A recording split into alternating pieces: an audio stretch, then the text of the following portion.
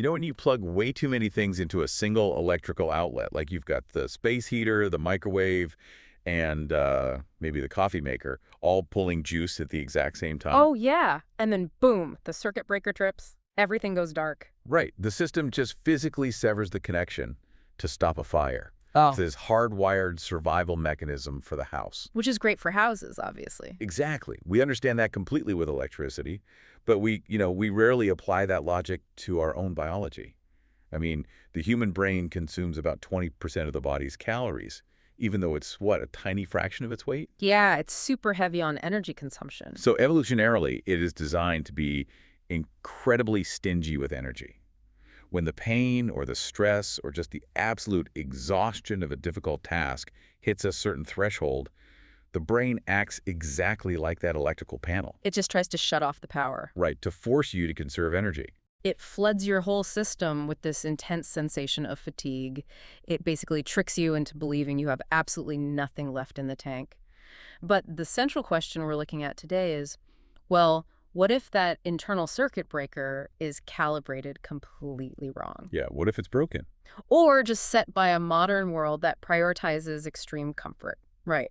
Meaning the breaker trips way before you are actually in any real physical danger. And what if learning to manually override that breaker is, like, the only way to actually see what you're capable of? Today, we were taking a deep dive into a complete framework for mental transformation. The ultimate override manual. Literally. We're looking at David Goggins' follow-up book, never finished, Unshackle Your Mind and Win the War Within. And we're pulling from a bunch of sources here. Book summaries, analytical blogs like Thinking Directions and Saving Dinner, a super raw 3-hour Joe Rogan interview transcript, and even a highly critical Reddit thread to keep things balanced. Yeah, because we need the full picture. And the goal for you listening isn't to just get some warm, feel-good motivational speech. We are using Goggins's extreme life as a mental laboratory. To extract the actual psychological mechanics of it all. Exactly. Emotional control, resilience, rewiring your whole identity. Okay, let's unpack this. Because before we can even apply the tools of mental toughness, we have to understand the foundation they were built on. And that foundation was rooted in extreme trauma. Right. Goggins wasn't born this hyper-disciplined elite Navy SEAL. In philosophical terms, like they point out in the Thinking Directions blog, he represents the ultimate self-designed soul. An Ayn Rand type of concept, yeah. Exactly. His default starting point was just massive trauma. He was a stuttering kid with severe learning disabilities. And his father, Trinus, was a ruthless abuser. He essentially used his family as slave labor for his roller rink business. The environment was just pure chaos, and his mother was so psychologically broken by that prolonged abuse that she later married a man who was, get this, sitting in a federal prison for murder. Yeah, that part is wild. I mean, imagine being a teenager, trying to find your footing in the world, and your mom is marrying a guy whose only contact with her is through, like, 15-minute monitored prison phone calls. It's heavy. Really heavy. So Goggins realized very early on that his default setting, the identity the world handed him, was what he literally called a born loser. I mean, he was terrified of the water. He quit Air Force pararescue training. He was working this dead-end job as an exterminator, right? Right, spraying for cockroaches at 3 in the morning. He was completely trapped by his circumstances until he realized this fundamental mechanism of human psychology.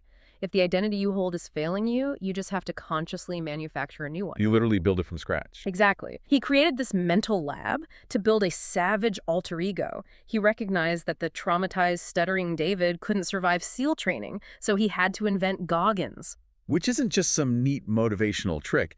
It's an actual documented psychological tool called cognitive distancing, where creating an alter ego allows you to step outside your own debilitating emotions and just act with the traits you want to possess, which requires addressing what the medical field calls distracting injuries. I love this analogy. It's so good.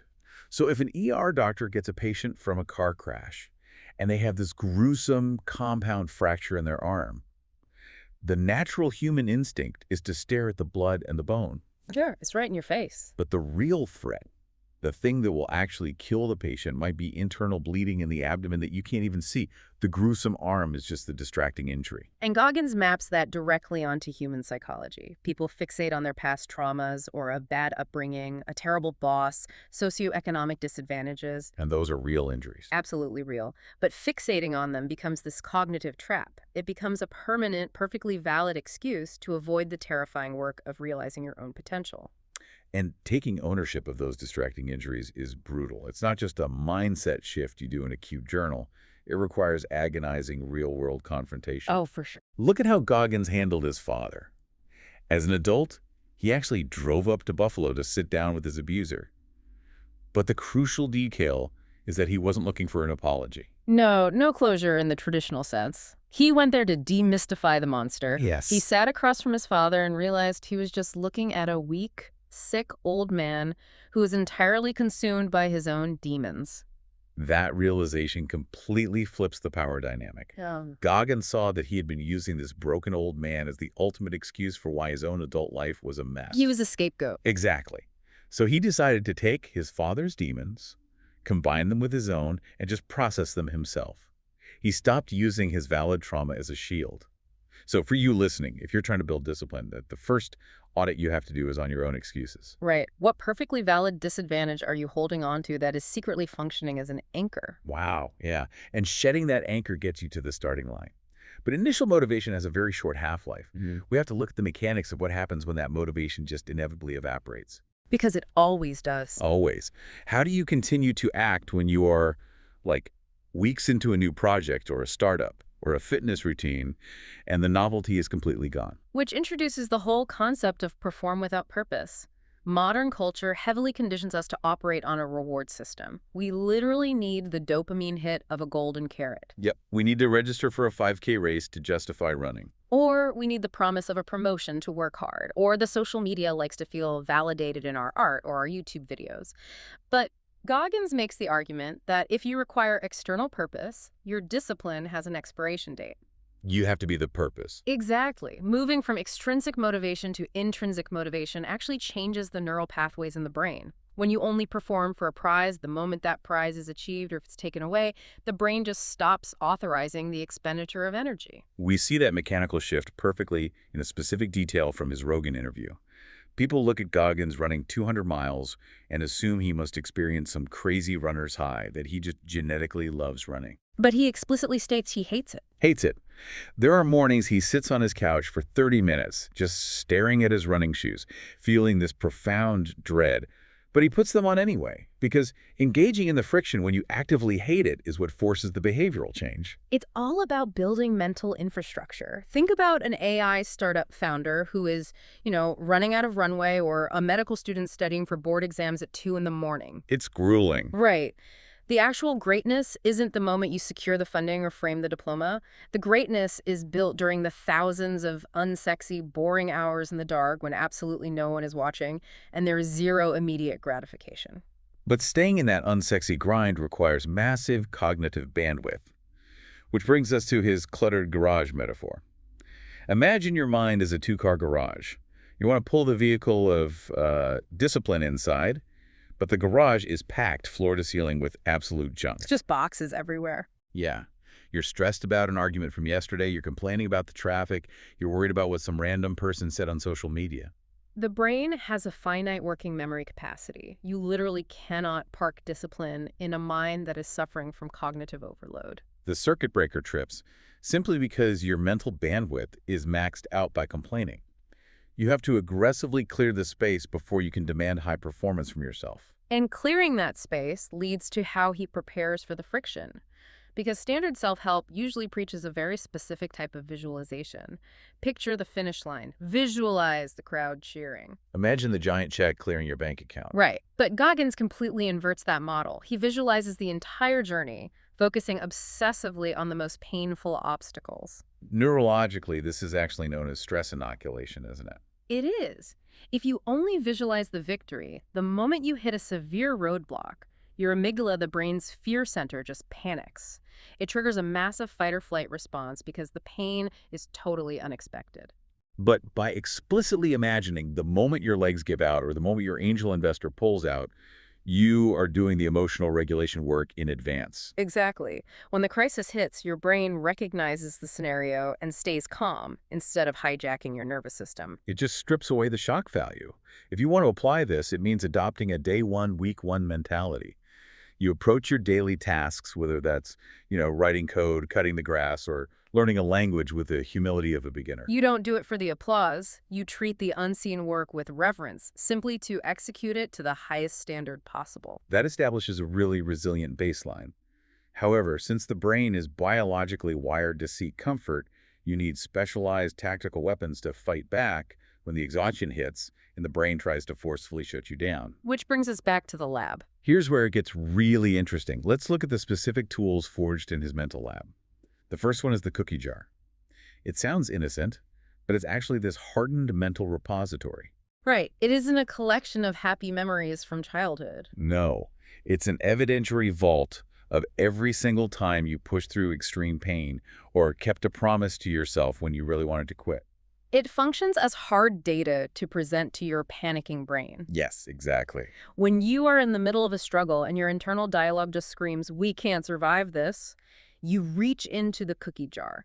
You remind your brain with empirical proof that you have a 100% track record of surviving your worst, most agonizing days. It uses history to override the current panic. And he pairs that historical data with the 40% rule. This is a huge one. The premise is that when your mind tells you you are completely exhausted and cannot take another physical or mental step, you are actually only at about 40% of your true capacity. And there is actual physiology behind this, which is fascinating. It's closely tied to what exercise scientists call the central governor theory. Break that down for us. So the brain constantly monitors the body's systems. And long before your muscles actually fail, the brain intentionally limits muscle fiber recruitment. It does this to prevent catastrophic damage like, heart failure. Wow. Yeah, the feeling of extreme fatigue is just an emotion generated by the brain, not a true physical measurement of your muscles. The limitation is largely artificial. So to break through that artificial barrier, you apply the power of one more. It's this method of habituating yourself to friction.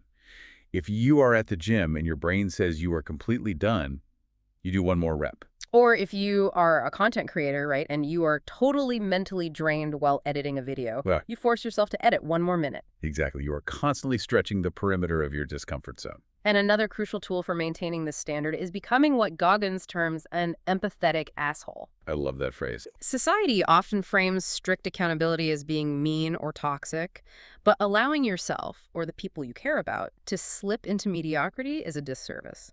Holding a relentlessly high standard is framed here as a profound form of love. The exercise he recommends for this is brutal, but incredibly effective. So we all have that voice of dread and laziness that speaks up the moment the alarm goes off in the morning, right? Oh yeah, the just 5 more minutes voice. He suggests grabbing your phone immediately and recording that unfiltered weakness. Just spill all your complaints and excuses into a voice memo. And then you force yourself to listen to it. Hearing your own voice whine about being tired or not wanting to work is designed to make you cringe. You would never want a colleague or a partner to hear how weak you sound in that private moment. No way. It forces a confrontation with the weakest version of your own identity. And then immediately after, you record a second voice memo motivating someone else who's dealing with that exact same problem. It forces your psychology to instantly pivot from playing the victim to acting as the leader. That pivot perfectly encapsulates his overarching philosophy of no excuses, just solutions.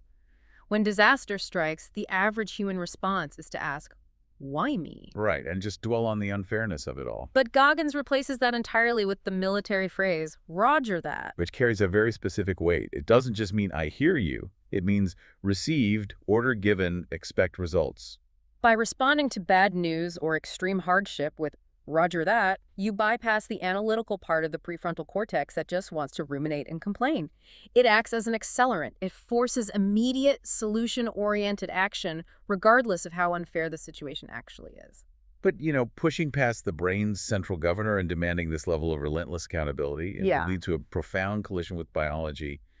We have to look at the dark side of this mindset, We really do. because the physical toll of living at this extreme is just staggering. We absolutely cannot extract the mental frameworks without acknowledging the physical reality of what happens when you systematically ignore the body's warning signals. Yeah, the athletic feats documented in the sources are almost unfathomable. He won the Infinitus 88K race by a 20-minute margin. He placed second in the Moab 240. Which is a 240-mile foot race through the brutal Utah desert.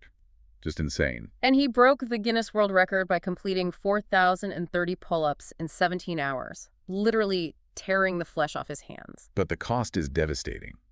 In the Rogan interview transcripts, he reveals that his knees are completely bone on bone. His meniscus is just gone. The structural damage actually required a high tibia osteotomy. To understand the severity of that, surgeons had to slice into a shin bone below the knee, physically snap the bone, and wedge it open with a metal plate to realign his leg. Oh my. Running for thousands of miles on bone friction had literally deformed his skeletal structure. And yet, he ran that 240-mile Moab race shortly after having a baseball-sized Baker's cyst drained from his destroyed knee. Which inevitably sparks intense criticism. And we have to talk about that. In the deeply critical Reddit forums we analyzed, the debate isn't just about his running form, you know. Right, it's much deeper. It's a debate about his underlying psychology. The critics make a pretty compelling argument that pushing yourself to the point of urinating blood, requiring multiple heart surgeries, and destroying your joints, that isn't an example of being a badass. They argue it's a severe trauma response. Exactly. The hypothesis from the critics is that because he survived such severe abuse as a child, his baseline for normalcy is extreme suffering. They suggest he has internalized the abuse of his father and is now just perpetuating it upon himself. And commenters point out the collateral damage, too, noting that his own daughter has called him a deadbeat dad, suggesting his relentless pursuit of the mental lab and this physical suffering has come at the severe detriment of his human relationships. They basically view him as a cautionary tale of a man running from his demons instead of healing them. It creates the ultimate paradox for you to evaluate as a listener. Is he the pinnacle of inspiration, conquering the weaker man within? Or is he a warning about a totally self-destructive obsession with achievement? Well, synthesizing Goggins' defense from his own words across all these sources, his answer is incredibly blunt. He does not care about their psychological evaluations. Not even a little bit. He states he is purposefully studying the dark matter of the mind. And he believes that profound identity-altering growth only happens in the deepest pits of suffering. You can't just theorize mental toughness, you have to physically enter the crucible. He describes this as front-loading his life. He operates under the assumption that his body might fail or he might not live to be an old man, so he is packing multiple lifetimes of experience, pain, and mental expansion into his current years. He is terrified of reaching the end of his life with unused potential. And as for the haters, there's this really revealing story about a former SEAL Team 6 member who went on a huge podcast tour spreading lies, claiming Goggins was dishonorably discharged and never actually deployed to Iraq. Despite the fact that military records clearly show Goggins has a medal from his deployment to Iraq. Right. But his response to that betrayal is just a masterclass in handling criticism. He didn't launch a massive counterattack. He realized a fundamental truth about human nature. You will never meet a hater doing better than you. That is such a powerful line. It is. People only attempt to tear down your achievements when your standard of excellence forces them to confront their own mediocrity and their own unfulfilled potential. If we connect this to the bigger picture, that realization actually fuels his refusal to rest. He documents a period where he attempted to take a step back, reducing his output to maybe running 50 miles a week. Which is still a lot for a normal person. Right. But for him, he immediately felt a psychological rot setting in, noting he was becoming a part-time savage. He realized that the voice of comfort in the back of his mind was slowly gaining ground. Taking even 2 days off felt like a breach of his self-designed identity. So instead of vacations, he relies on what he calls mental aid stations. His version of recovery is like taking a shower or the quiet drive to work. Or hitting the gym for massive supersets and then eating a huge steak with fellow endurance athlete Cam Hanes. It proves his central thesis perfectly. The war against your own mind is truly never finished. You cannot permanently defeat human nature. Adopting this mindset means accepting that there is no final finish line where life suddenly becomes easy and comfortable. The maintenance of a hardened mind is a daily requirement. So what does this all mean? Synthesizing everything we've covered, what are the most critical takeaways for you to apply to your own life? First, discipline is the great equalizer. It completely nullifies a lack of natural talent or a disadvantaged upbringing. Unapplied talent will always lose to relentless, calculated discipline. Absolutely. Second, hope is biologically useless without the will to survive. The sources reference a brutal behavioral study where rats placed in water drowned very quickly if they were just hoping for rescue. Oh, that study is wild. But they swam for hours when they tapped into an internal will to live. You simply cannot wait for circumstances to save you. And third, true excellence requires a shift to intrinsic motivation. If your drive is tied to a trophy or a promotion or external validation from the internet, you are incredibly vulnerable. Very vulnerable. When you do the work simply for the evolution of your own character, your drive becomes unshakable. The final boss in your life isn't your competitor or your boss or the algorithm. It is always yourself. Your own mind, with its evolutionary mandate to seek comfort and conserve energy, is the ultimate opponent you have to outsmart every single day. We've explored the origins of an unstoppable mind, the psychological mechanics of suffering, the tools to bypass your biological limits, and the extreme physical toll of living this truth. But before we go, consider this final provocative thought based on everything we've discussed today. We talked about overriding the circuit breaker in your mind, that evolutionary switch that flips when things get too hard. Right. Goggins has spent his entire life rewiring his internal system so that the breaker never trips. But if your entire self-worth, your whole identity, and the very structure of your soul are built exclusively on fighting a relentless, never-ending war against your own comfort. What actually happens if you finally win? Exactly. Does the warrior cease to exist without the war? Think about that the next time you face a difficult task. Until next time.